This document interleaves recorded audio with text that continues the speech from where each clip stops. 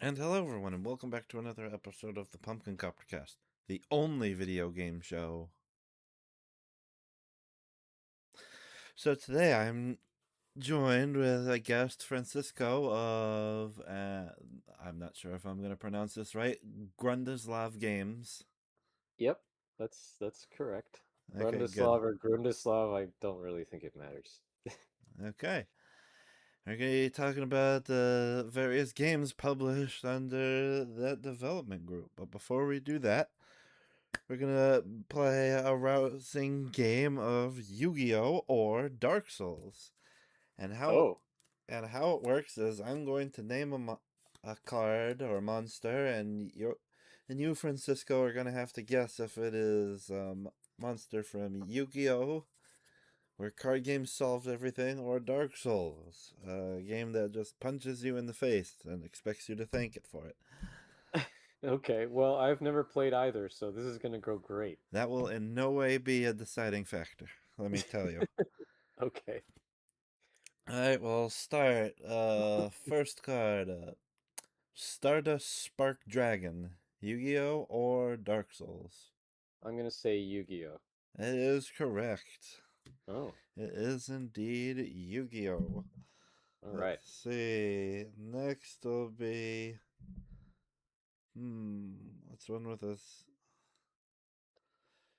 silly enough name? Let's see. Next is a Gaping Dragon. Yu-Gi-Oh! Or Dark Souls? That sounds more Dark Souls. Yep, is a boss from the first Dark Souls game that looks like a bunch of teeth and nothing else. Of course. And let's see, last one. Let me look at the pile of Yu-Gi-Oh cards like that are on my computer desk at any given time. I don't have a problem. Shut up. Let's see. Oh, here's one with a weird name.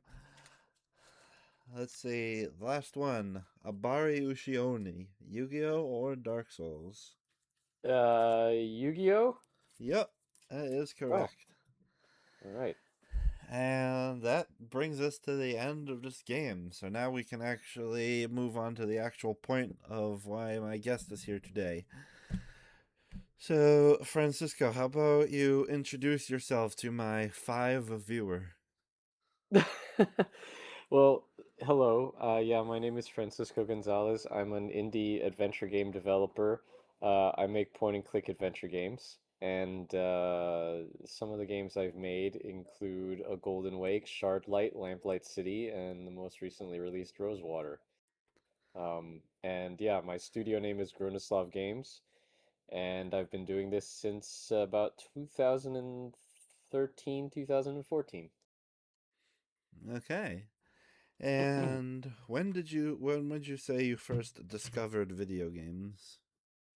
Ooh, a very long time ago. I first discovered video games probably as a very young child. We had an Atari 2600, I believe, in the 80s. Didn't have it for very long because somebody broke into my house and stole it, amongst other things. Wow. Um, but I remember playing stuff like Pitfall and like Omega Race, and there was a program that was essentially basic that you could program on the Atari, weirdly enough. But I remember going to arcades and stuff at the mall as a kid as well. And then, of course, I got a Sega Master System and then a Nintendo 8-bit Nintendo Entertainment System and kind of just, you know, proceeded through the consoles. And I got a PC at around the same time. So I started playing video games from a pretty early age. So I want to say at least, like by the time I was like 6 or 7 years old, I was already playing video games. Okay. And what would you say was your favorite game indoor games growing up? Well, that's a good question. It depends on the time period, really, because I mean, when I started off playing like on consoles and stuff, I liked the standard stuff like Mario Brothers. I really, really wanted Super Mm-hmm. Mario Brothers 3. Um, There was a movie that came out called The Wizard in the late 80s, which was essentially, Oh or like yeah. early 90s. Yeah, okay, you know what I'm talking about. It was essentially just an hour and 30-minute commercial for Mario 3. Uh, and I was like super excited to play it. So I was really into that. But then when I got a PC and I started getting more into adventure games, I played all the classic like Sierra and LucasArts games.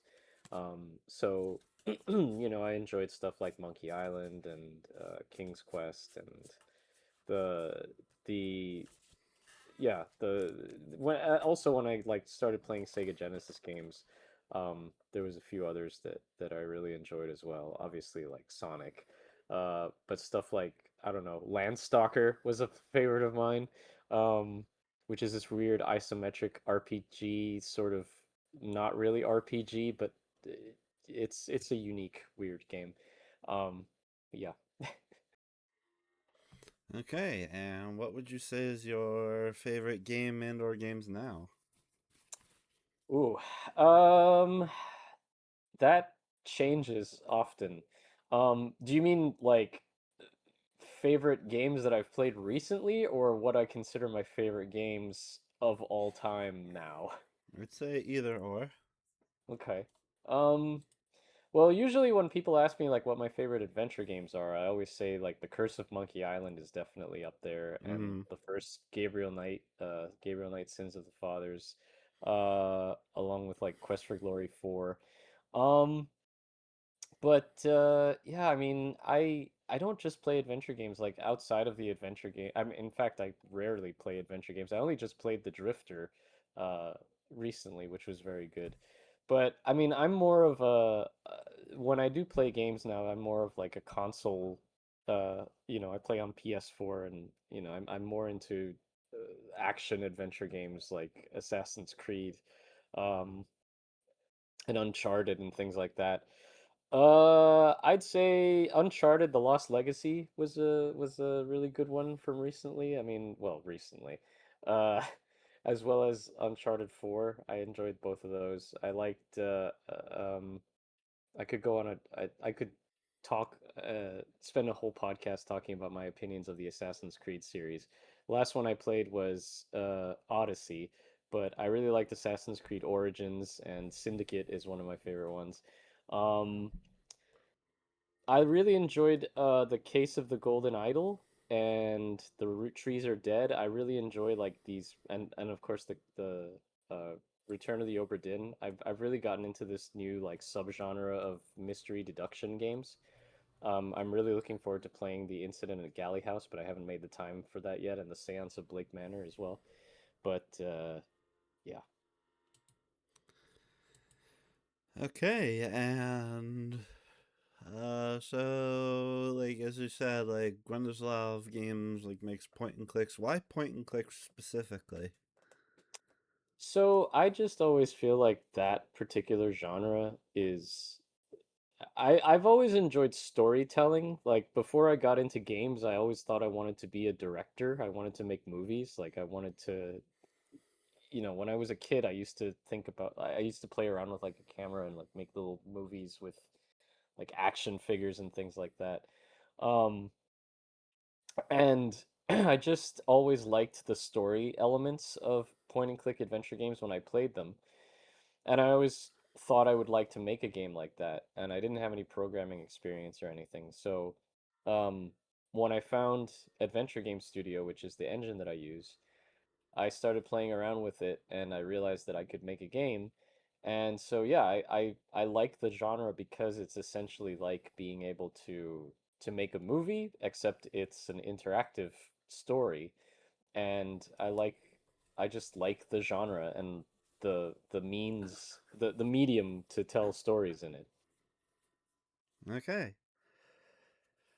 and yeah, so just as someone who's familiar with like I see through like your catalog of games you've like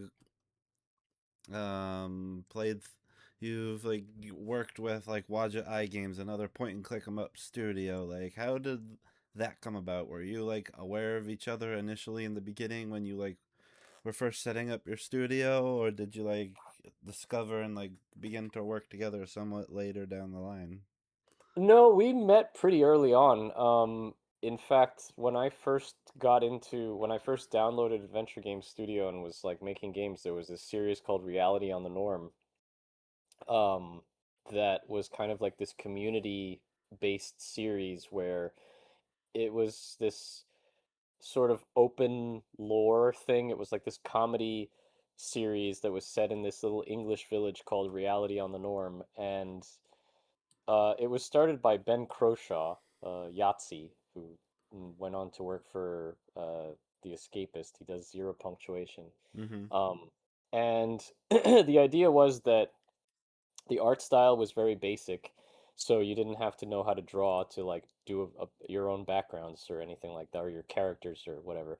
But the idea was if you created new resources, new assets for a game you made, you could upload them to the website, and then there was like this community sprite pack essentially, and you could use other people's characters, and it was really cool. So I got my start making games there, and Dave from Wajidai also got his start there. So we kind of met that way, quote unquote, on the forums.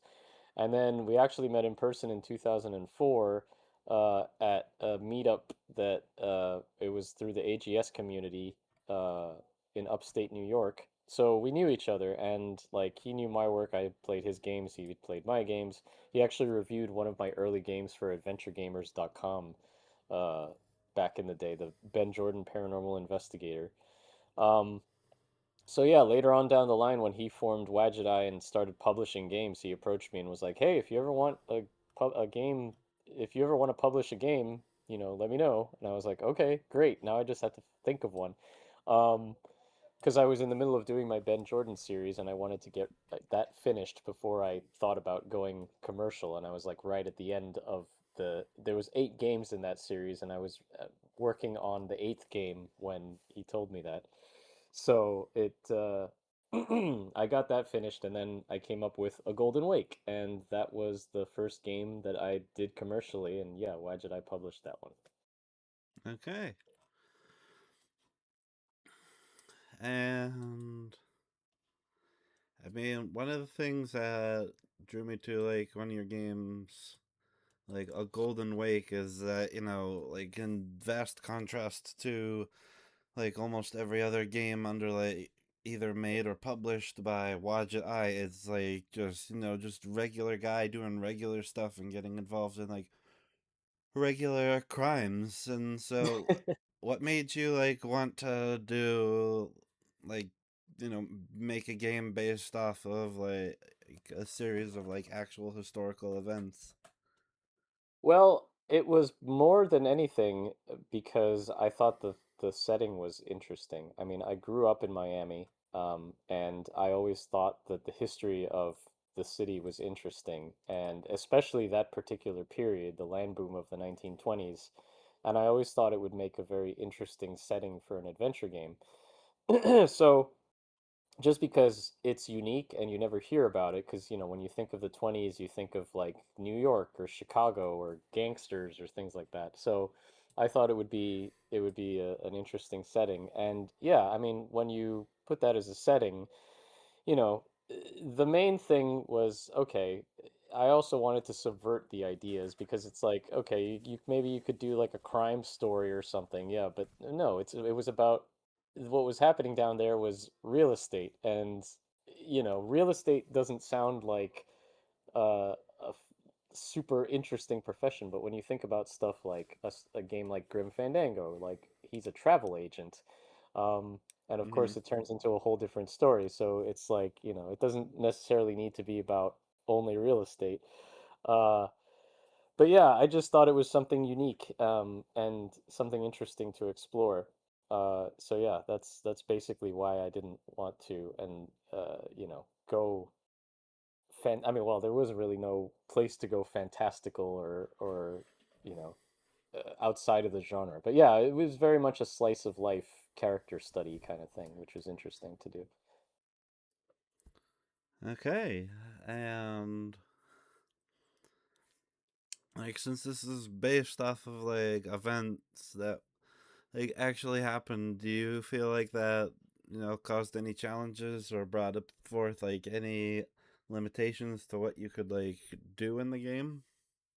Yeah, I think it was more self-imposed challenges than anything else Mm-hmm. because I really wanted to stick to the historical aspect as much as I could, and I think to the game's detriment because I feel like rather than exploring more like the character stuff, I really wanted to get in certain things, certain historical events and stuff, and I was kind of bending over backwards to make sure I could include that stuff. Um, and I don't necessarily know that it was it well, we can all criticize our past works. I'm my own biggest critic.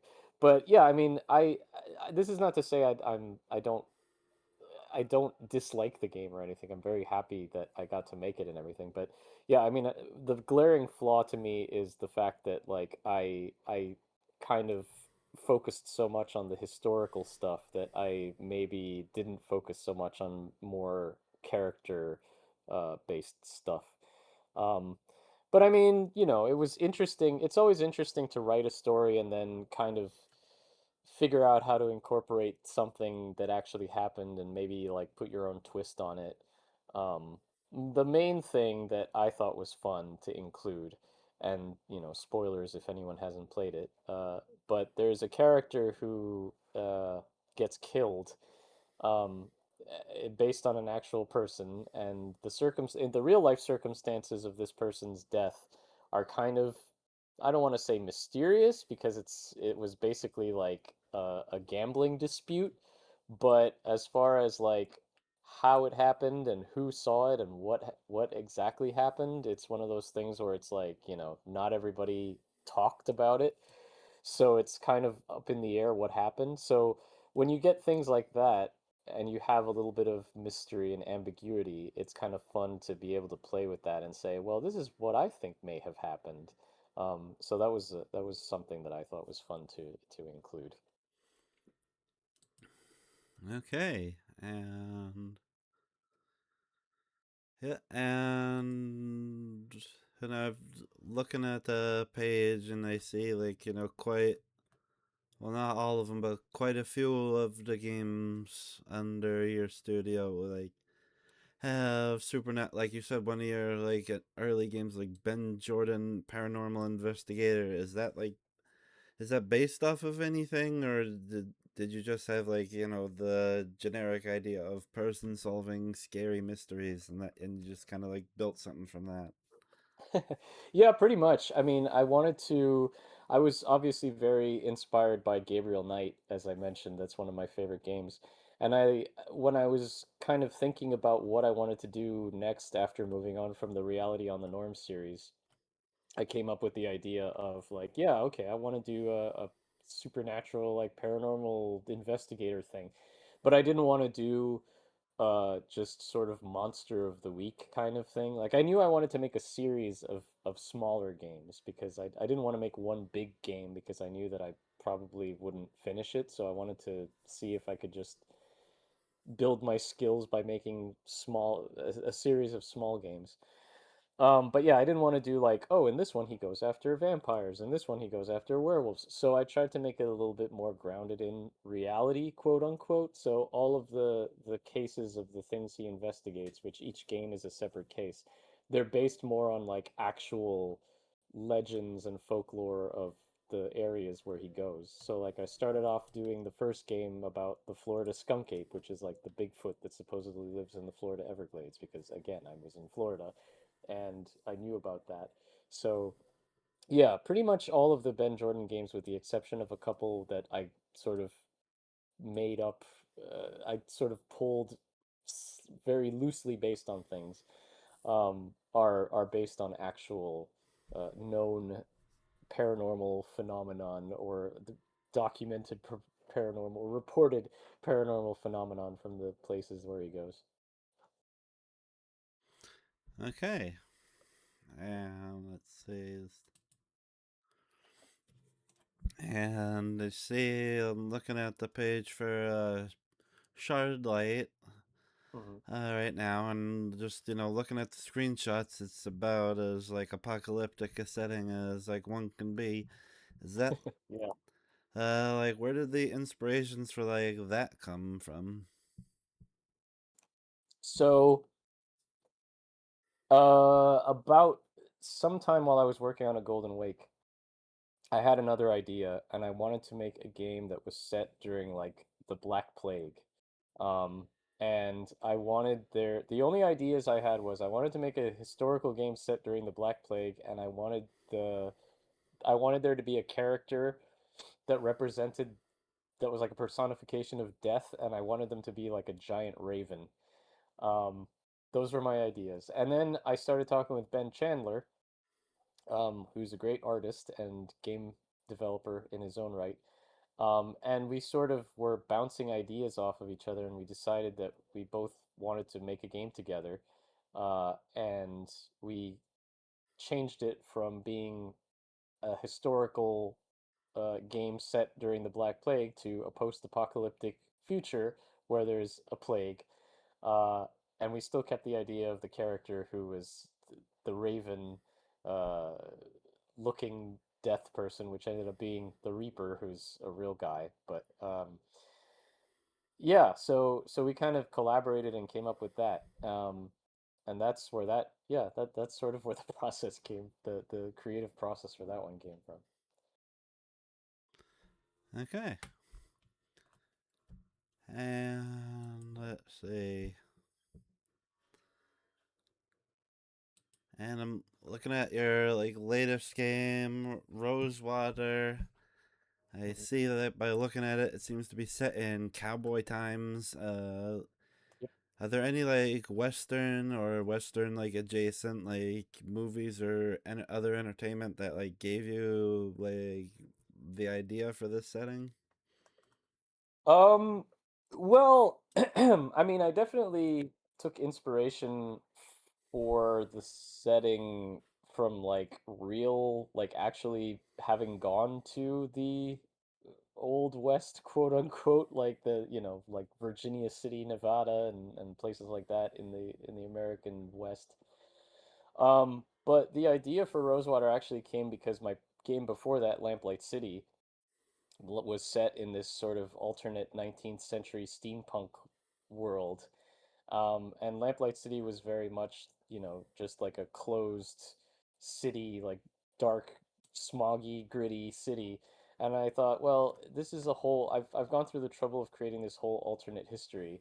Uh, I'd love to explore more of it. What other areas could I do? And so the Old West kind of just came naturally, because it was this sort of complete opposite, wide open spaces, bright sunshine. Uh, but yeah, as far as movies and stuff, I mean, I'm not really into like the classic spaghetti westerns. I'm more into like the more noir westerns. Like There Will Be Blood is one of my favorite movies. Mm-hmm. I enjoyed No Country for Old Men and the remake of True Grit. Uh, but I didn't really, aside from maybe like the ideas of like the cinematography of or like classic tropes from cinematography of Western movies, I didn't really take too much inspiration from those. Um, I more got inspiration from games like Conquests of the Longbow, which is the Robin Hood game that Sierra Online put out. As far as the idea of like a game where you're relying on companions and there's choices and things like that. Okay, and like I know that making any kind of game is like generally like quite a process, but Mm. like how long would you say like from like idea to finished product would you say it took you to like make your first game, and do you feel like the total amount of development time it takes for you to like make a game has changed from like when you first started to now? Oh, absolutely. Uh, the very first game I made, well, I can't remember exactly which one, but I mean, if we're talking about something like a Reality on the Norm game, I'm pretty sure I made one of those in a weekend. Um, I mean, just using the Ben Jordan series and as an example, I know I made the first game in like 2 weeks, and Oh. then I made the second one in about 2 months. And then the third one took me a little longer than that, and then it sort of grew exponentially. The last one ended up taking me 4 years, but that was because I got a 9 to 5 job in the meantime, and I didn't really feel like working on a game after I got home from work. But yeah, I mean, each of my commercial games has taken me pretty much also longer than the last. I mean, but that's also, it depends on the scope of the game too. Like a Golden Wake, I know I started working on it. I know I got the idea for it in 2009, but I didn't actually start working on it as such until about 2012. Um, and I know that well, it came out in October of 2014. Hang on, there's a street cleaner going by. Okay. It came out in October of 2014, so we'll say it took me about 2 years. Shardlight only took about a year and a half, but that was because Ben was doing the art, and so it was I only had to do half of the usual stuff I do on a game, so that one took a lot less time.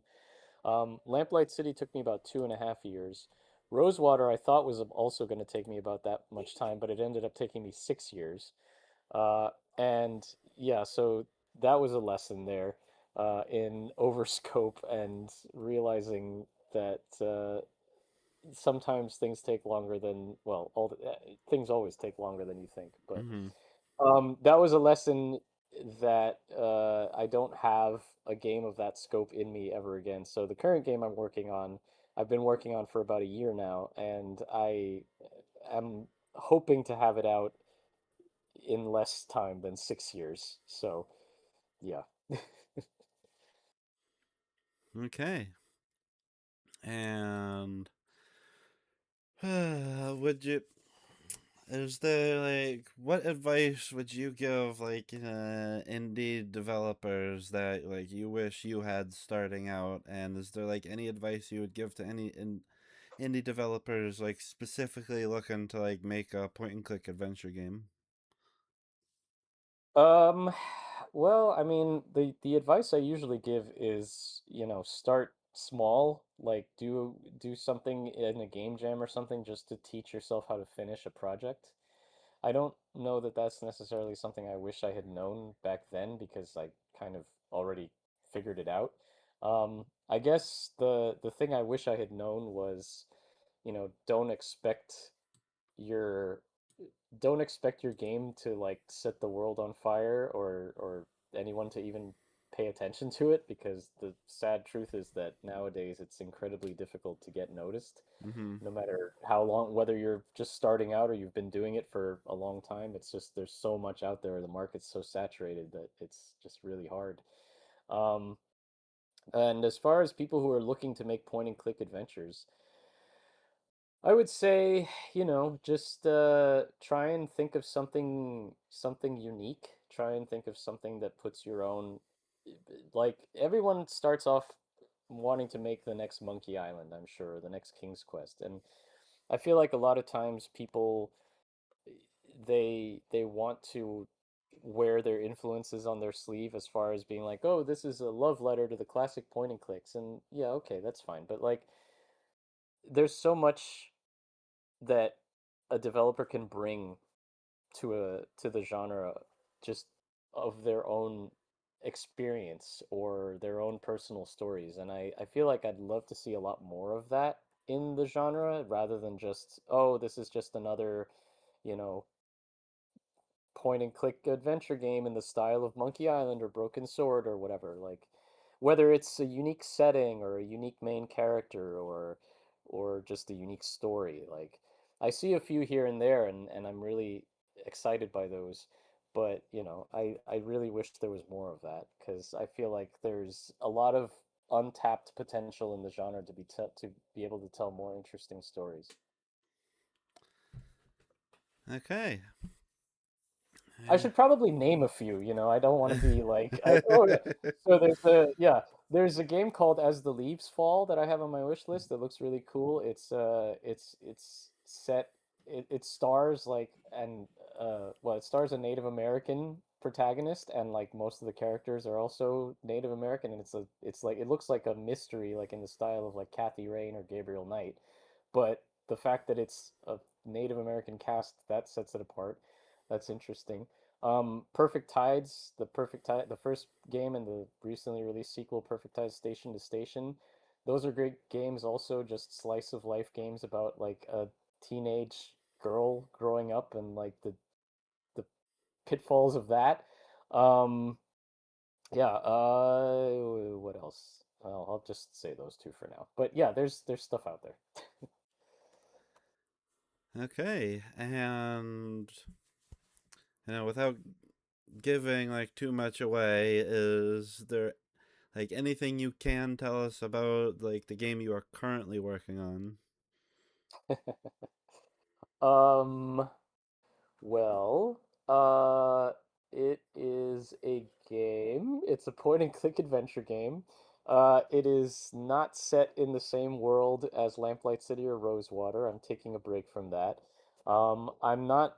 So Lamplight City and Rosewater was me trying to get more into like narrative branching and choices kind of gameplay. Mm-hmm. This one is definitely back to the traditional like multiple puzzle chains at the same time kind of point and click uh, structure.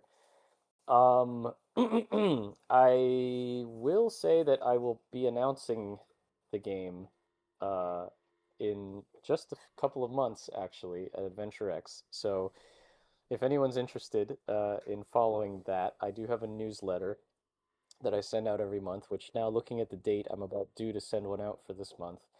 Um, but you can sign up for my newsletter at and follow me and everything else on at my website, which is Grundislav.games. Uh, and yeah, I will also say that my game will maybe surprising for some people, but also may not be. That's as cryptic as I'll get. Okay, and like aside from like the game you're currently working on, are there any sort of genres you'd be interested in like tackling in the future that you feel like would really fit well into the style of like point and click that your studio has been making? Other genres. Oh, I I have an idea. Well, I've had an idea, and it's sort of taken a little bit more shape uh for a horror game.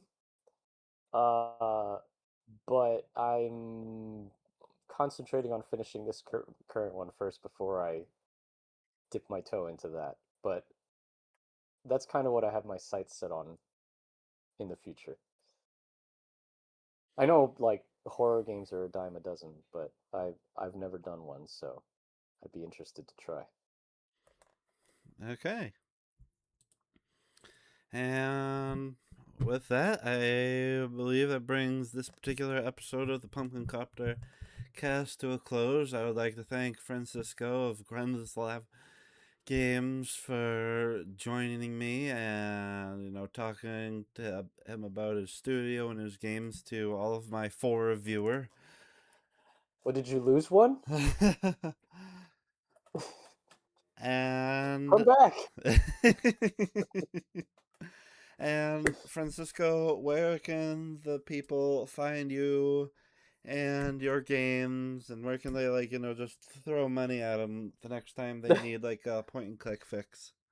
Yeah, so yeah, just go my website, Grundislav.games. That's got all my social media links. I've got Blue Sky, I've got Instagram on there. I've got my Twitch channel where I stream sometimes. Um, yeah, my mailing list, and all my games are available on Steam and GOG. So yeah, that's where you can find me. Just type in Grundislav, Grundislav, into any search engine, and you'll find me. I'm pretty available. Okay. And if you enjoyed these words, you can be sure to like and subscribe and comment and all that. As Francisco said, if any of the snippets he's given about his collection of point and click 'em ups interests you, you can go to like Steam or GOG, which is Good Old Games. You've He's got some supernatural stories in the form of Ben Jordan and Lamplight City. You've got science fiction dystopia in the form of Shardlight. He's got, the world of 1920s Florida and the Golden Wake. And he's got one set in cowboy times, which is the objectively best way to refer to any sort of Western entertainment. So yeah, and if for some reason after you're done giving him money, you'd like to give me some money, you can go to patreon.com/the Pumpkin Coptercast, and just, it doesn't have to be a lot, but if you do want to, as little as $1 a month could help me, like fund and do more stuff, like funding the PNG tuber more things like the PNG tuber you're currently seeing on screen talking in front of the website. But until next time, everyone, as I say at the end of every show of the Pumpkin Coptercast, have a gourd day, everyone.